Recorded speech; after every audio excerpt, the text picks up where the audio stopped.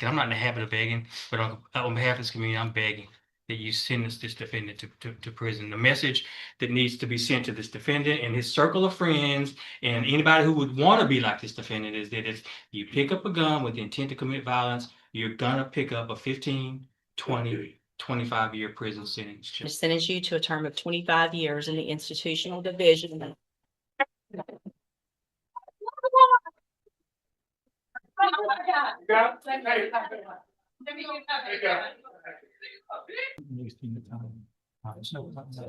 Yeah, I appreciate it. I'm just on that different strengths where it's reasonable.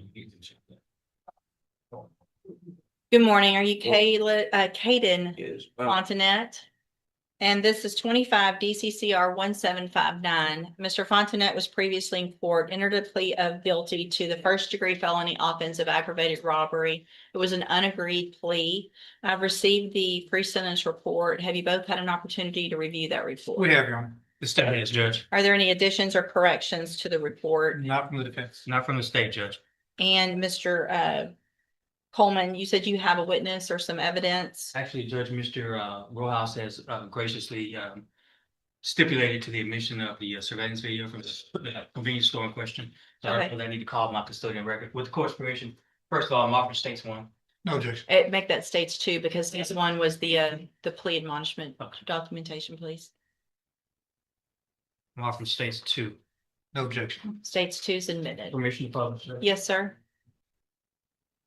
Any other evidence or witnesses? So just brief argument if I may. Any other evidence or witnesses for Mr. Rojas? No, Your Honor, just like. Mr. Rojas, you may make argument part. Thank you, Judge. And obviously, after seeing that video, it makes what we're asking for harder to do. And what we're here asking for this morning, Judge, is probation.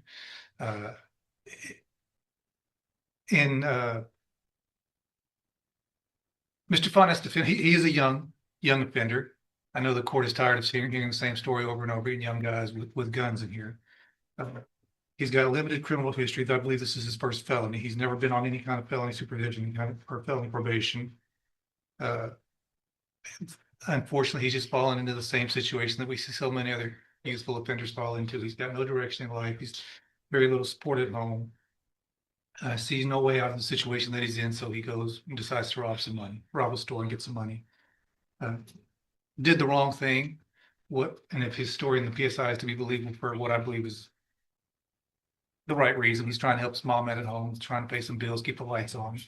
Certainly, there are better ways to go about doing that. And I hope that the time in jail has taught Mr. Fontanet that.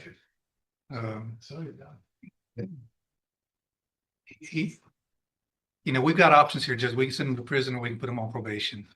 Certainly, he's on the road if this conduct continues, he's on the road with prison. I don't know that the day is the best time to make that exit for him. He's got a long life to live. We can send him to prison. He can be there for a few years and come back out. I don't know that he's going to get the help that he really needs in prison. There are programs available on probation that if he's serious about turning his life around, like he says in the PSI, those programs can help him. And if he does take advantage of those, it in turn would make the community a little bit safer because there'd be one less guy running around with a gun when he does get out of prison, if that were the road that you chose to take. Plan on living at home with his mom. I think he has some younger siblings there. To his benefit, before he was even arrested, he started a GED.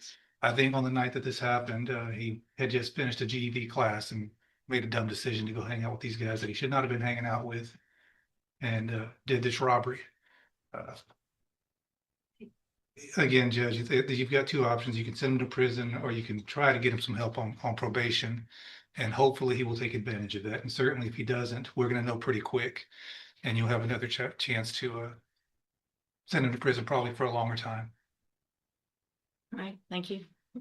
What is the status of the other two?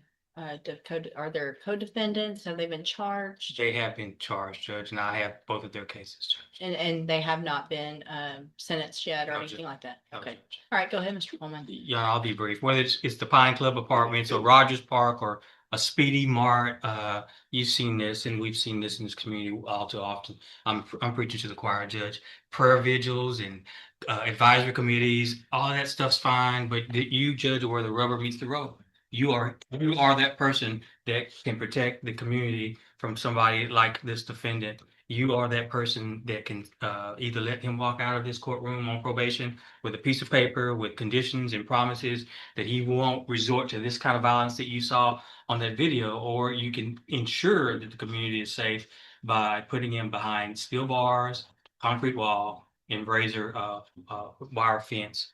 Uh, uh, Judge, I'm just asking. I'm not in the habit of begging, but on behalf of this community, I'm begging that you sentence this defendant to prison. The message that needs to be sent to this defendant and his circle of friends and anybody who would want to be like this defendant is that if you pick up a gun with the intent to commit violence, you're gonna pick up a 15, 20, 25-year prison sentence, Judge. And I'm just asking that you do this on behalf of people who live at the Pine Club apartments who just want to live in peace, people who want to go take a walk at Rogers Park and not be robbed, and somebody that wants to stop at a Speedy Mart convenience store and pick up some snacks without becoming a victim of a robbery. That's all I have, Judge. Thank you, Mr. Coleman. So, Mr. Fontenette, there was a time some years ago that there really wasn't even a question. Everyone, state's attorneys were recommending youthful offenders, probation. Let's give everybody an opportunity. And things have just changed in such an incredibly dangerous way with young people doing what I just saw you do on that screen. I cannot imagine the fear that person had that was working in that store, that he now has, just trying to go to work, make a living, and go home. And he has 3 people come in and not just grab a little quick something and run out, but terrorize him for quite some time. Pulling him around, yanking him around, putting guns in his face, all 3 of you. I also, in addition to the PSI, get jail incident reports. And you apparently like to fight and jump people, which is what's been happening in the jail. So it makes it very difficult for me to go, oh, this is somebody that's going to get out and behave, who can follow the rules, because you can't even follow the rules in jail. And the pre-sentence report shows that you're a high risk level, which tells me that after they've looked at everything, that you don't have, unfortunately, a good likelihood of being successful if I were to put you on probation. And Mr. Coleman's right. We're tired of it. And there's got to be something done. So in cause number 25, DCCR 1759, I'm going to find that you entered your plea of guilty freely and voluntarily. I'm going to find sufficient evidence to find you guilty. And at this time, I'm going to find you guilty of aggravated robbery. I'm going to sentence you to a term of 25 years in the institutional division.